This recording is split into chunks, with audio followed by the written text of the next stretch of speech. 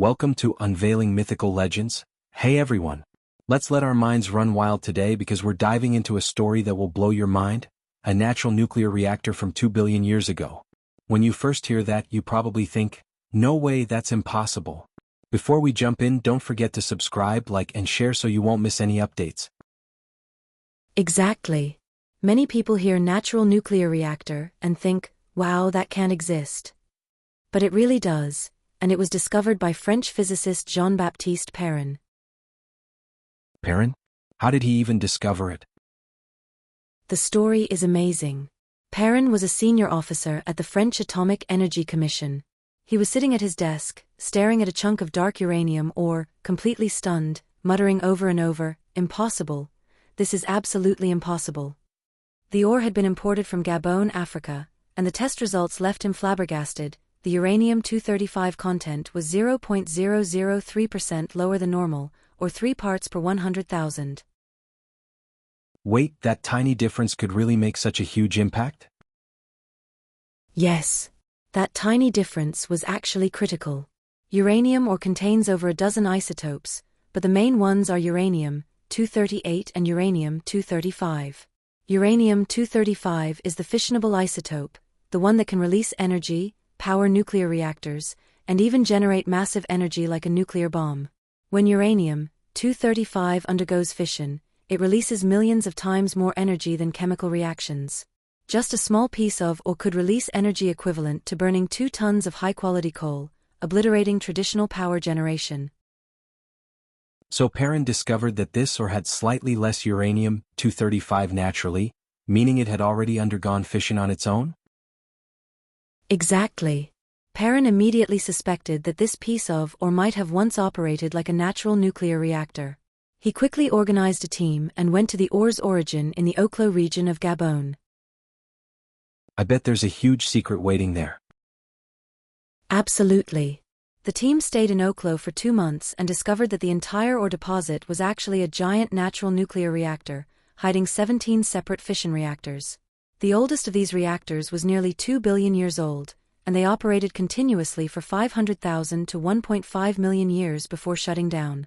Even more amazing, the depletion of uranium-235 in the ore matched exactly what we would expect from natural fission and man-made reactors, proving that this natural reactor wasn't a coincidence.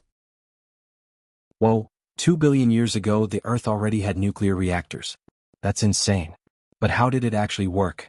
I mean, man-made reactors need fuel rods, moderators, coolant, control rods. How could a natural one have all that? That's the magic of Oklo. Let's break it down. First, the key is a chain reaction.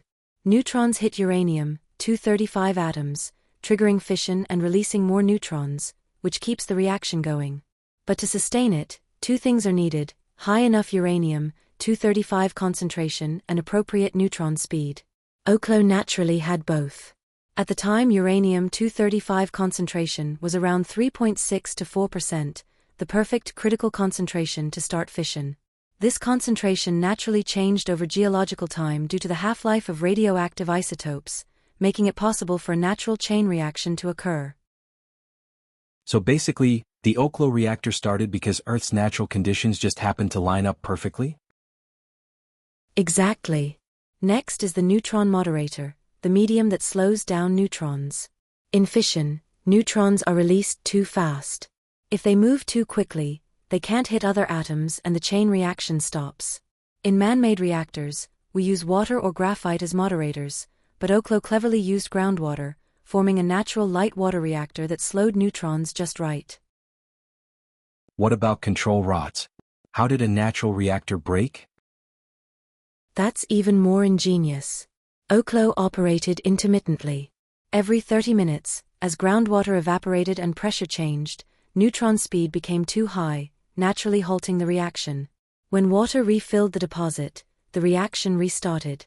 This cycle continued for hundreds of thousands of years without causing an explosion, pure natural engineering genius. That's even more sophisticated than man-made nuclear plants.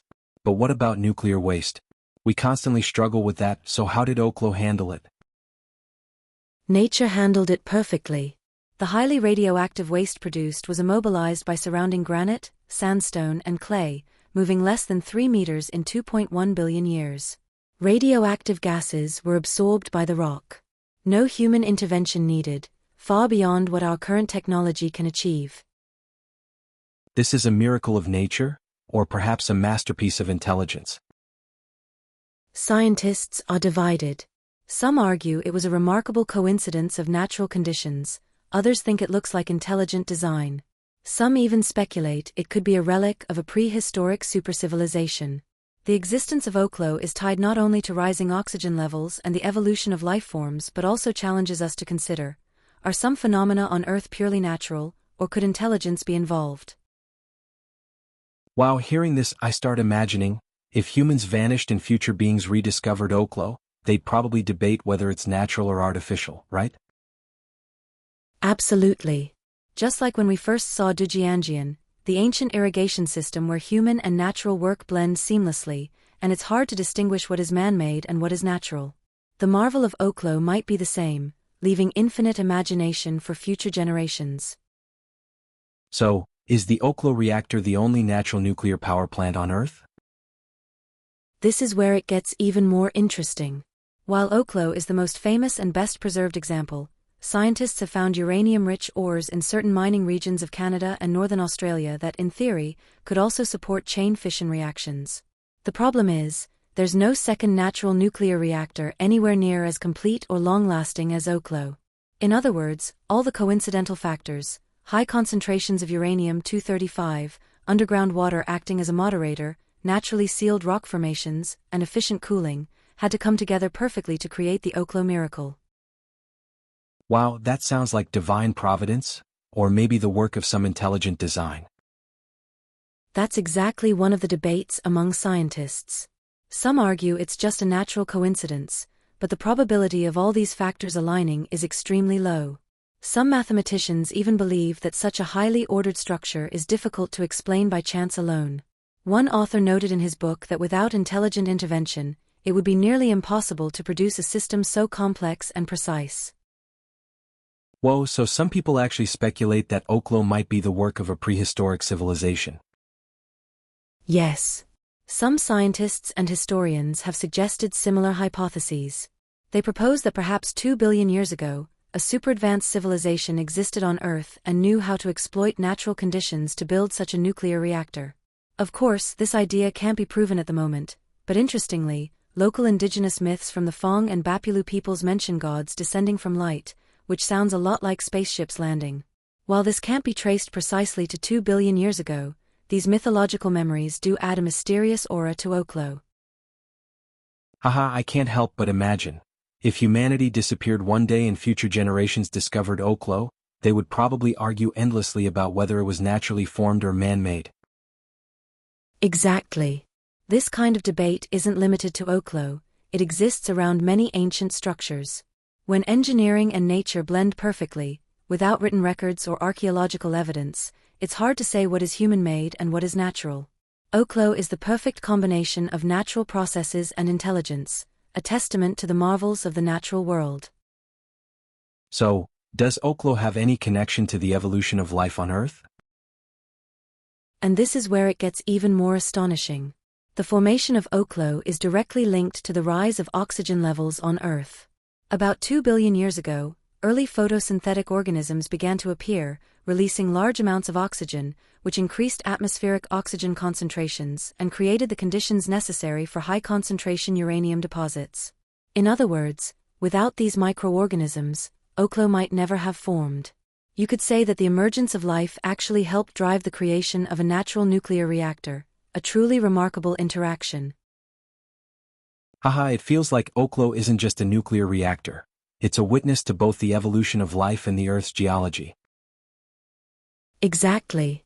It's like an epic of Earth itself, connecting chemistry, physics, geology, and the evolution of life. What's even more amazing is that it has inspired modern nuclear technology, especially in areas like long-term nuclear waste management and intermittent safety control, techniques that humanity still cannot fully replicate. Wow, hearing you say that makes me want to go explore Oklo right now.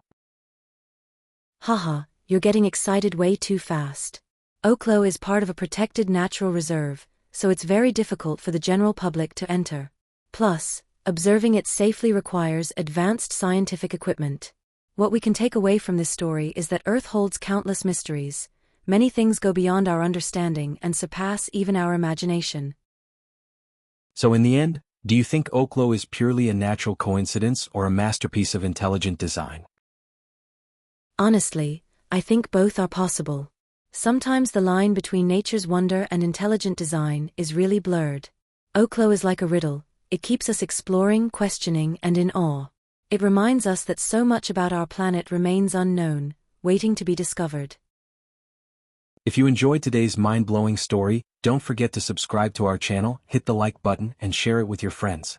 Next time, we'll take you to explore even more incredible secrets of Earth, pushing the limits of imagination. That's right. That's all for today's story.